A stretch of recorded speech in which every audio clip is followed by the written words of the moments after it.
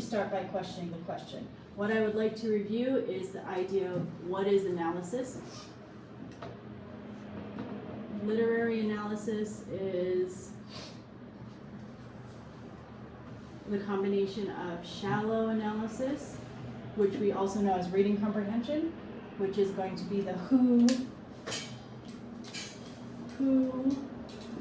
what, when, and where.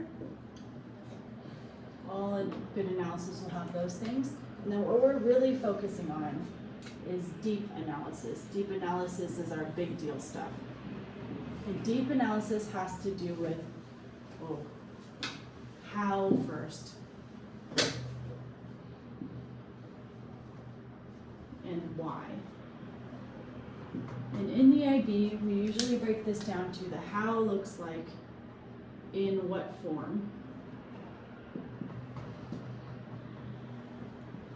And then why is going to be for what function. And for the IB kids, usually I simplify it down to these two things for the rest of high school. They're going to be asking you in what form you see your evidence, and then what is the function of that evidence, right? The underlying language is that all authors have a personal, biased perspective. The idea in Japan that we can write objectively, it just doesn't hold water. Even if you write a textbook, you will be biased. Even if you're a scientist, you will be biased by what you choose to study, right? There's a bias in all human things. And if we fail to recognize that, we can't analyze things, right? So then the expectation that we have for high schoolers is that you will learn to identify an author's perspective, an author's, we call this message, which is not directly stated.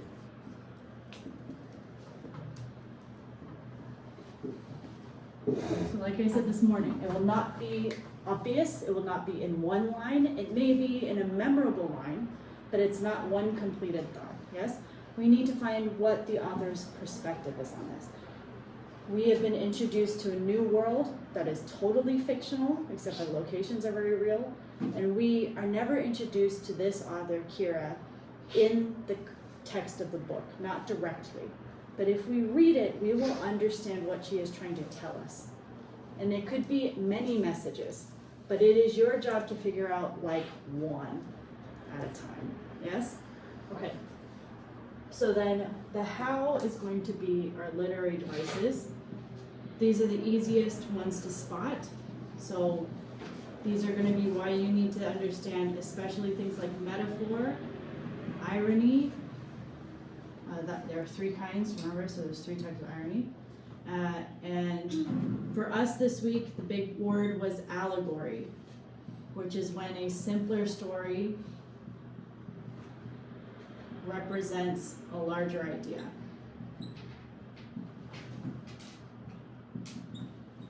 Right? So we talk about truth, like essential human truths, but in the context of a very specific fictional world. It's kind of easier for us to swallow if it's not something that we already have a bias towards. What I'm saying is that if we read a book about politics, you'll go home, your parents will have certain opinions about politics, they'll have opinions about the world, and it will be, you will already, going into that book, or that part of history, or that part of science, will have a bias. What fiction does is it pulls us out of our biases into a world that is not our world. And then it asks us to look at this new world and try to figure out how another person sees the world. The value in that is that you can connect with other people from different places if you are able to do this. You will not stumble in conversation. You won't offend people in conversation because you will know, like, by what they're saying and how they talk about the world, this is kind of what they believe, yes? When you don't read fiction, sometimes this skill eludes you. It escapes you. You don't know that it's a skill that's worth having. You just go through life thinking, well, I'll say what I mean. And if they don't say what they mean, then they don't want me to hear it, right? Direct communication. So that's like an American thing. In Japan, you guys already do this kind of inference, but it's to a common identity. So everyone has separate opinions about what it is to be in Japan and behave in Japan, but there is a collective unity on what is appropriate in different contexts. Yes? So then, in that way, in Japanese literature, we are never questioning like that, because everyone's expected to know it. I watched that TV show where the celebrities write the haiku and then they judge the haiku. My husband loves that thing. And to me it's extraordinary because she's like literally judging haiku on the spot, and she has like really specific reasons. Like, these are conventions, this is what's typical, and you did it well. Right? This is not how we judge literature in anywhere else. Maybe in Asia, I don't know, I don't speak any other Asian languages, but definitely not in the West. So this is kind of why I picked a book that was a little bit rough. There's a little bit of violence, there's a lot of bad language. The characters are not fully good characters because I'm challenging you to take on this other perspective in this other world. And the interesting part is that it came out of that lady. I bet if you guys had seen that lady on the street, you would not think this is the book that this lady made. And we contain multitudes, human beings. We are capable of many things. So we have literary devices. This can also be like major story arcs. So like character arc. In this case, our character arc is going to be hero's journey this week. Right? Sometimes something called narrative arc, which is the direction the story takes. So why choose Dennis dying? That's not really character development. He just develops into a dead dog. That's not what we're talking about. The narrative arc is choosing to kill him off. Why would we do that? It was awful. Yes? And then it was like unexpected. A real shocker for me. I was very jolted. I was like, yeah. Why did they kill the dog? My family actively texts me about movies in which dogs die so that I don't have to watch them. That's how much I don't like dogs dying. Okay, so what we're talking about for function now is what we call the author's message. And often in good literature, they are challenging something. They're challenging us to acknowledge something, yes?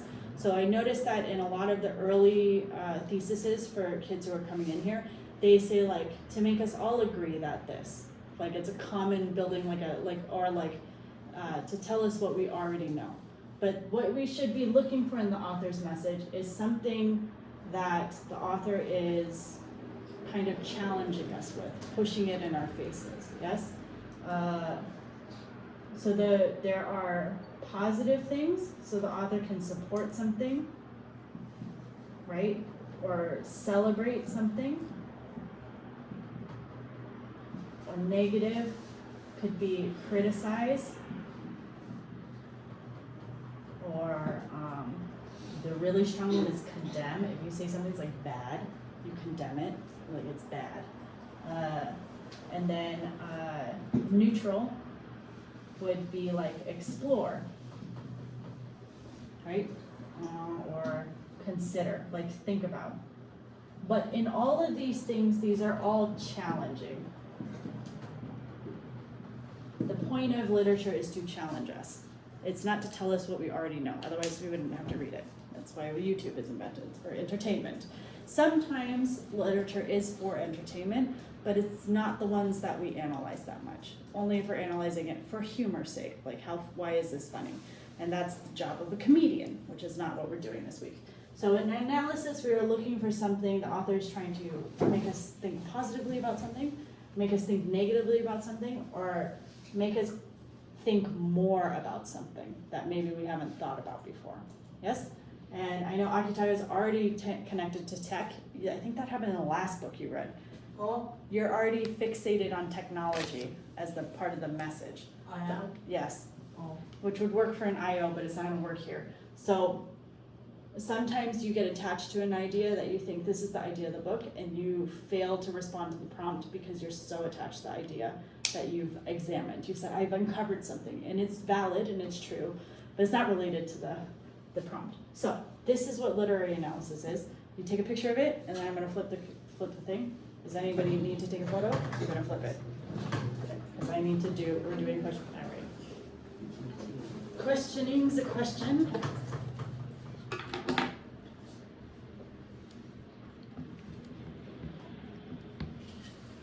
You don't need it? Is that what you're saying? Or you're saying, No. good job, Ms. Lee?